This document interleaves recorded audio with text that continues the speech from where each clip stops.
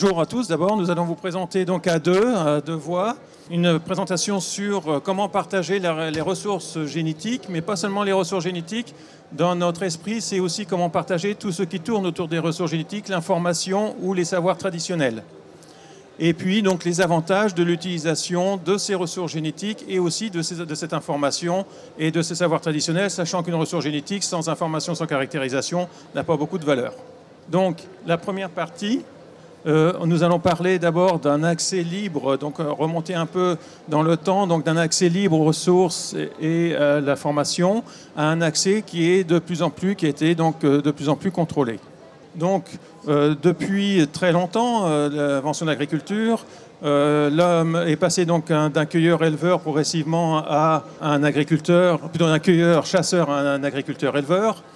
Et depuis des millénaires, donc, il a domestiqué un certain nombre d'espèces, que ce soit végétales ou animales, et qu'il a amélioré sans cesse pour créer de nouvelles variétés et de nouvelles races, donc en général hétérogènes. On l'a vu dans la présentation ce matin, les agriculteurs ou les éleveurs ont toujours gardé une certaine hétérogénéité dans leur matériel.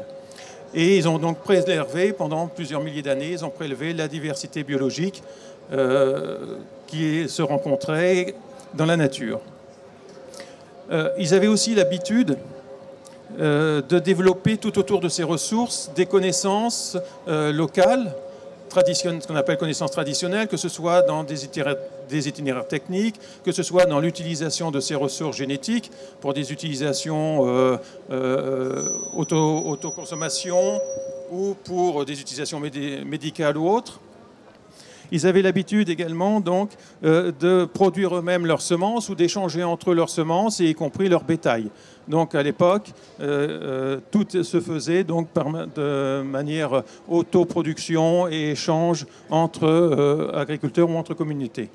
Ensuite, progressivement, donc la sélection remonte évidemment aussi loin. L'homme a sélectionné de nouveaux matériels, mais la sélection, à proprement parler, a pris une vitesse accélérée à partir du 19e siècle, notamment avec la redécouverte des lois de Mendel et aussi des entreprises en France comme Vilmorin qui ont vraiment mis à cœur le développement de la sélection et qui progressivement, alors ça ne s'est pas fait de suite, progressivement a abouti à la création de variétés de plus en plus homogènes et de races aussi de plus en plus, de ce qu'on a parlé d'ailleurs hier beaucoup dans le colloque INRA, de races pures parmi les animaux, donc de plus en plus spécialisées, avec donc une perte de variabilité génétique.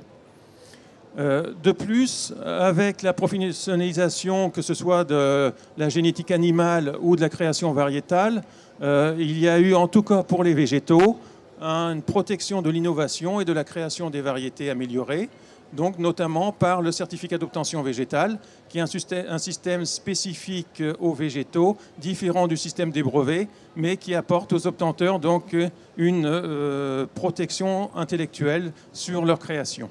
Alors les constats donc à partir de ça, c'est que nous avons donc une uniformisation des pratiques agricoles et conduisant à aussi une uniformisation des variétés qui sont de plus en plus homogènes, notamment donc dans le cas de la révolution verte ou dans le cas des systèmes de culture intensifs. D'où une perte d'une partie de la variabilité génétique et de la biodiversité. Et on a aussi en même temps l'essor des biotechnologies, donc, qui sont apparues au début des années 80, mais qui ont eu réellement un développement à partir de 1996 au niveau des végétaux, jumelé donc avec un accès libre aux ressources génétiques. Tout ceci a conduit à utiliser de plus en plus aussi la biodiversité non domestiquée pour l'introduire dans les plantes en particulier, donc cultivées. La biotechnologie, on le sait, est assez difficile à mettre en œuvre dans les pays qui n'ont pas les moyens techniques et les investissements donc, pour la mettre en place. Et on a constaté donc, qu'il y avait un clivage qui apparaissait de plus en plus entre le Nord, qui était très utilisateur de ressources génétiques et qui possédait les moyens, les équipements, notamment en biotechnologie et autres, et le Sud qui avait souvent été source de ressources génétiques et qui n'avait pas forcément les technologies pour les mettre en valeur. Alors, pour protéger donc, la biodiversité, ce matin, il y a eu toute une présentation donc, de pré-Rio, donc on ne va pas l'aborder aujourd'hui, Mais en 92, à Rio, il y a eu, donc, lors de la conférence sur l'environnement, 3 textes qui ont été signés, dont la Convention sur la diversité biologique, qui avait trois objectifs prioritaires. C'était d'abord la conservation de la diversité biologique à long terme, l'utilisation durable de tous les éléments de la diversité biologique et le partage juste et équitable des avantages liés à l'utilisation des ressources génétiques. Et aussi, alors Rio, on parlait très peu de l'utilisation des savoirs traditionnels associés aux ressources génétiques. Et c'est réellement le protocole de Nagoya qui, en 2010, va aborder le sujet et développer réellement aussi le partage juste et équitable des avantages tirés de l'utilisation des savoirs traditionnels. Sachant que Nagoya, donc, pour l'instant, n'est pas encore entré en vigueur puisqu'il n'y a pas encore les 50 signatures et qu'il faut donc que les États également mettent en pratique tous ces textes.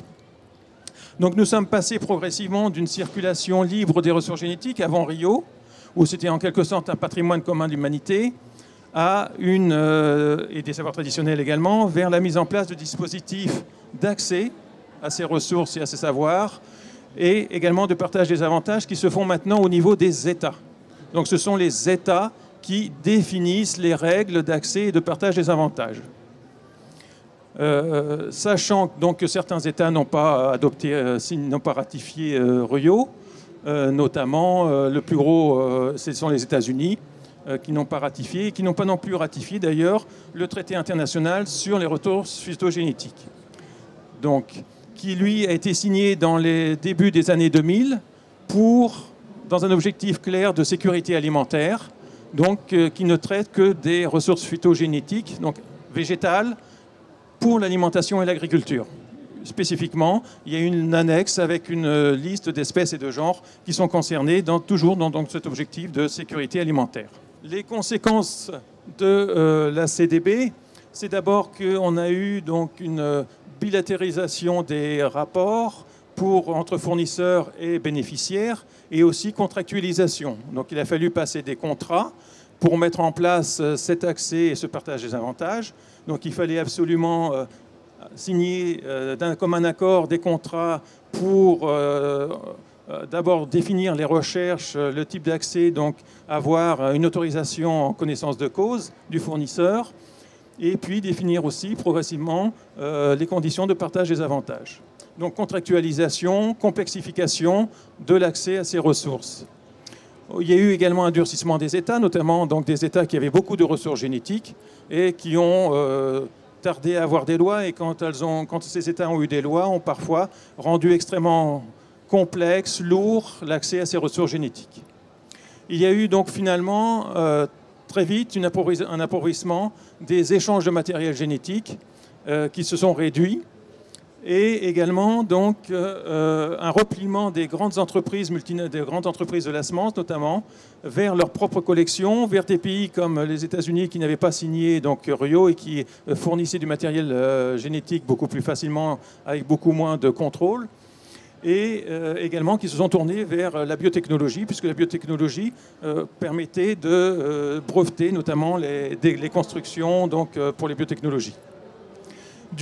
Une inquiétude croissante, notamment au niveau de la FAO, sur la possibilité pour les sélectionneurs, en particulier chez les végétaux, de répondre aux grands défis de l'avenir, et notamment au fait qu'on sera plus de 9 milliards d'habitants sur la Terre en 2050 et qu'il faudra multiplier la production agricole par 1,5 au moins pour pouvoir nourrir l'ensemble de la population. Donc on constatait notamment une certaine stagnation des rendements, alors qu'ils doivent continuer à croître fortement puisque les terres arables, elles, ne sont pas extensibles. D'où un risque donc très fort de stagnation de l'agriculture. Ce dont nous allons parler maintenant, c'est ces dispositifs qui sont autour du partage des avantages, dans la mesure où ce partage juste et équitable des avantages découlant de l'utilisation des ressources génétiques, c'est une notion qui est un petit peu confuse et on se demande en pratique à quoi ça peut correspondre. Donc en pratique, donc, comme l'a précisé Dominique, chaque État doit élaborer une législation qui va établir un certain dispositif, qui va établir des procédures pour décider de l'autorisation de l'accès aux ressources génétiques sur son territoire. Donc c'est en fait en général une procédure qui superpose deux démarches. Tout d'abord une démarche consensuelle, un contrat qu'on appelle l'accord de transfert de matériel ou le ATM, MTA, etc. Donc c'est un contrat dans lequel on va spécifier à la fois quelle utilisation on va faire de la ressource et quel avantage va être partagé avec le fournisseur de la ressource.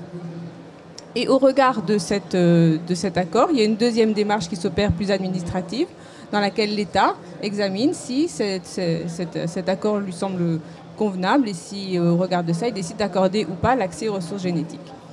Donc ce partage des avantages est très important. Il y a donc dans le protocole de Nagoya différentes déclinaisons pour spécifier un petit peu, pour éclairer un petit peu les pays sur la mise en place de ces dispositifs et qui donnent des listes non limitatives, des listes purement explicatives de partage des avantages, d'avantages qui peuvent être partagés, qui les déclinent entre monétaires et non monétaires, mais on va voir clairement que ceux qui sont non monétaires, on passe beaucoup plus à même de répondre aux objectifs de la biodiversité.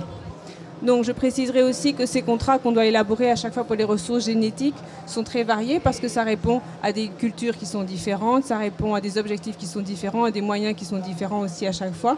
Et donc ce n'est pas du tout un permis de séjour, un espèce de passeport qui va circuler avec la ressource comme ça, c'est vraiment à chaque fois un accord qui s'établit avec le fournisseur de la ressource. Donc ces avantages que décline Nagoya sont tout d'abord peuvent être donc d'ordre monétaire. On voit qu'il y a carrément des aspects très financiers, très clairement monétaires. Voilà, les droits d'accès, les paiements, les salaires, le financement, la copropriété des droits de propriété intellectuelle, qui est aussi mentionné d'ailleurs dans la liste des avantages non monétaires, mais qui fait donc partie des dispositifs susceptibles de produire des redevances.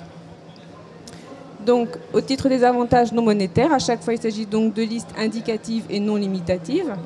Donc, à titre d'exemple, voilà, du partage des résultats de la recherche, des accès aux installations de conservation. On voit qu'il y a beaucoup de dispositifs dans cette liste-là qui font vraiment participer le fournisseur de la recherche à un dispositif qui lui permet également d'accroître lui-même ses capacités de recherche, donc le renforcement des capacités, et d'avoir accès à l'information scientifique, à une recherche qui est beaucoup plus partagée, qui est beaucoup plus mutualisée entre le fournisseur et l'utilisateur de la ressource. Donc au CIRAD, c'est donc essentiellement sur ces avantages-là que s'effectuent les échanges de ressources génétiques. Et donc là, je vais vous en présenter 4. La conservation, la traçabilité, la collaboration de recherche, la formation, sachant que ce ne sont bien sûr pas non plus ce n'est pas limitatif, hein, c'est à titre d'exemple pour illustrer la façon dont au CIRAD, on effectue ce transfert, ces échanges de matériel avec les pays fournisseurs avec lesquels on travaille sur les recherches. Donc tout d'abord au titre de la conservation, c'est donc une conservation qui peut s'effectuer dans le pays d'origine ou hors du pays d'origine, qui peut s'effectuer dans le milieu naturel où pousse la ressource ou qui peut s'effectuer dans une collection. Donc à chaque fois, ce sont de toute façon des dispositifs qui ont pour vocation de sauvegarder la ressource en question, donc de la protéger de sa disparition, de permettre ensuite de la multiplier et pour la redistribuer à nouveau. Et ça facilite l'accès aux ressources génétiques, notamment dans les centres de ressources biologiques où il y a la plupart du temps une démarche qualité qui est associée à la conservation des ressources et qui permet donc de répondre également aux autres objectifs de la CDB et qui permet donc de faciliter cette transmission et de faciliter également la traçabilité de la ressource, puisque la traçabilité de la ressource est donc un autre souci des fournisseurs de ressources génétiques. Donc en général, la plupart du temps, ils ont vraiment le but est d'arriver à suivre la chaîne des utilisateurs et à ne pas perdre de vue la ressource une fois qu'elle a quitté le territoire. Donc dans ces centres de ressources biologiques et donc d'une manière générale, on s'attache à toujours mentionner, toujours laisser visible le pays fournisseur, le fournisseur initial, même si après elle transite par d'autres territoires. Donc la visibilité du pays fournisseur initial. Des informations réciproques, c'est-à-dire ces informations qui sont attachées à la ressource, qui peuvent être soit des informations dites des données passeports, qui sont des caractérisations très générales qui permettent d'identifier la ressource, mais il peut y avoir des informations plus poussées qui ont été élaborées au travers des différentes analyses, des différentes évaluations, des différentes études qui ont été faites sur ces ressources, donc des connaissances un petit peu plus poussées. Et donc tout ceci dans un climat de transparence, pour que chacun sache effectivement en connaissance de cause ce qui est fait à partir des ressources génétiques, qui est donc la condition pour établir également un climat de confiance entre tout le monde, de façon à ce que cette circulation puisse s'opérer. Et cela permet aussi de réduire les coûts puisque ce contrôle n'est plus effectué depuis le territoire initial de la ressource où c'est parfois un petit peu compliqué, mais peut s'effectuer donc dans un endroit plus centralisé, peut-être mieux équipé pour effectuer cette diffusion des ressources génétiques.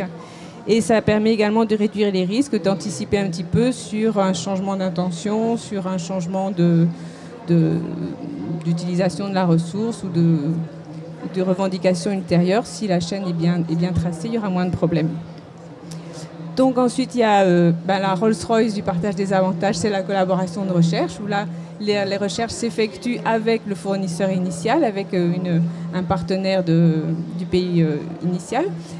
À remarquer, alors j'ai oublié de le préciser, quand les partages des avantages s'effectuent, ils s'effectuent avec le pays fournisseur de la ressource, mais pas nécessairement directement avec le fournisseur de la ressource. C'est-à-dire que c'est un avantage qui est en fait globalisé au niveau du pays.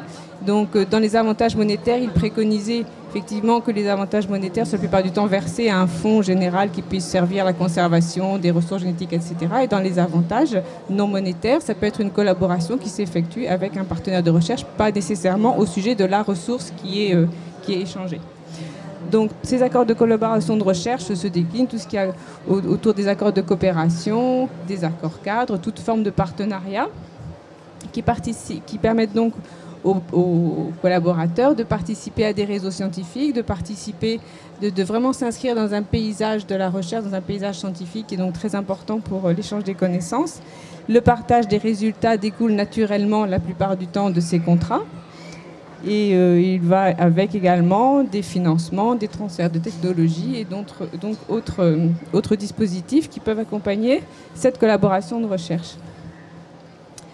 Il y a également le volet formation, qui est un volet tout à fait corollaire au précédent, donc, puisque sans qu'il y ait nécessairement vraiment un accord de collaboration de recherche, il y a toute forme de formation qui peuvent être dispensées, donc des formations qui ne sont pas nécessairement diplômantes, mais certaines peuvent l'être.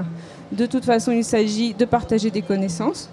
Dans l'accord de collaboration de recherche, on les a produites ensemble, après on peut les partager avec d'autres.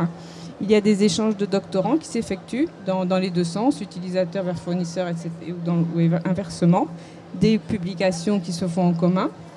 Il y a également un accueil de chercheurs qui peut s'effectuer, qui n'est pas nécessairement donc également dans le cadre d'une collaboration de recherche, mais on peut accueillir des chercheurs parce qu'ils ont besoin de cette plateforme technique pour effectuer une recherche, une opération qu'ils ne feraient pas ailleurs. Et on peut également proposer un transfert de technologie vers donc des partenaires qui le souhaitent et tout simplement prêter ou donner des équipements. Donc maintenant, je vais laisser Dominique vous parler de l'utilisation qu'on peut faire de ces ressources génétiques, puisque donc c'est à chaque fois des ressources qui sont utilisées à des fins très très variées.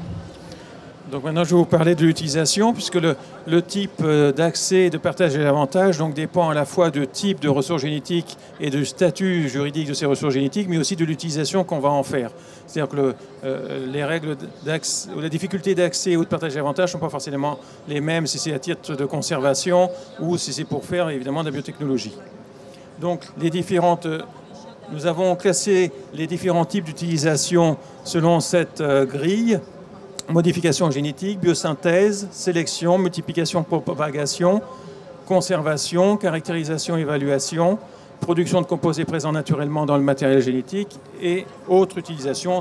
C'est une liste qui n'est évidemment pas exhaustive. Donc pour la modification génétique, c'est le développement de nouvelles variations au sein d'espèces. Alors ça peut être des transferts de caractères génétiques entre espèces.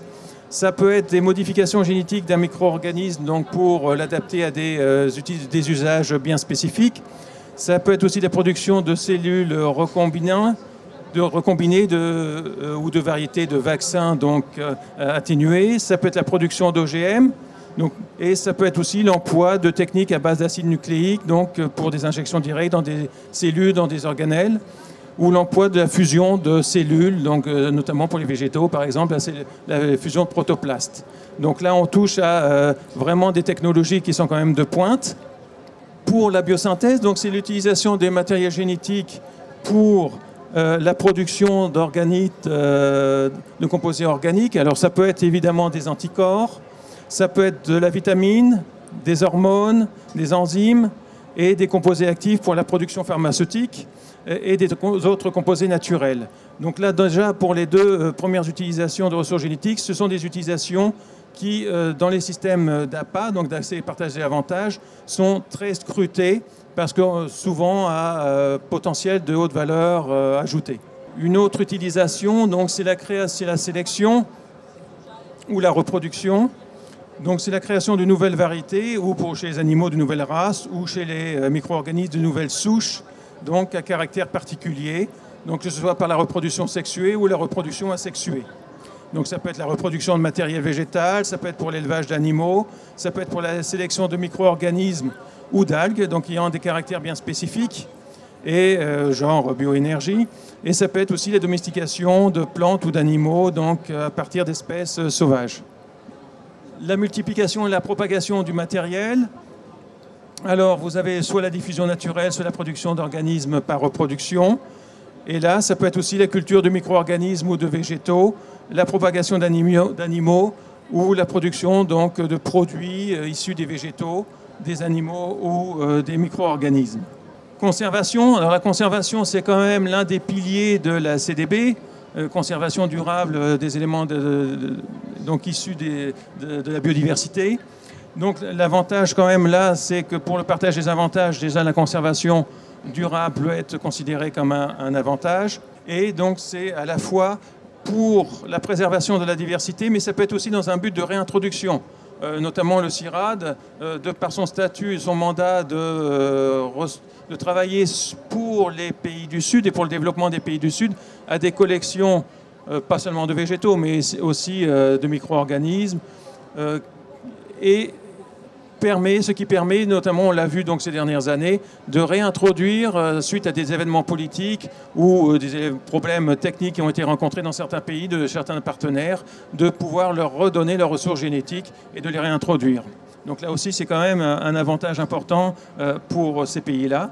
Et ça rentre tout à fait dans le cadre de la préservation durable des ressources génétiques.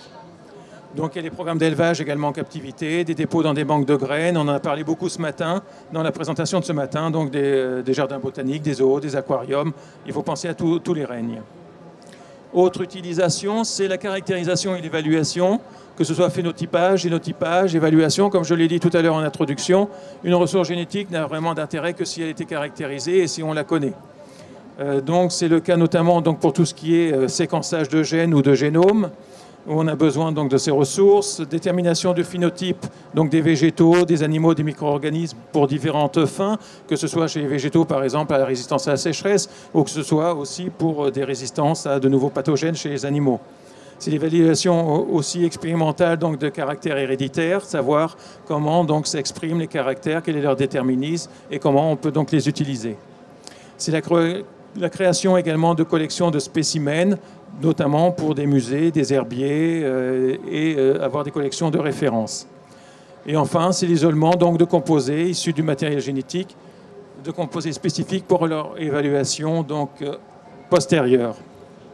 Alors, comme dernier point, donc c'est l'identification de composés. Là aussi, c'est un aspect quand même dans l'utilisation des ressources génétiques qui est très sensible, puisque c'est notamment donc production de composés existants dans le matériel génétique, que ce soit pour le dépistage ou l'extraction donc des métabolites du matériel présent dans le matériel génétique, que ce soit pour des synthèses chimiques d'éléments présents dans les ressources génétiques, ou que ce soit pour des copies de séquençage d'ADN par exemple.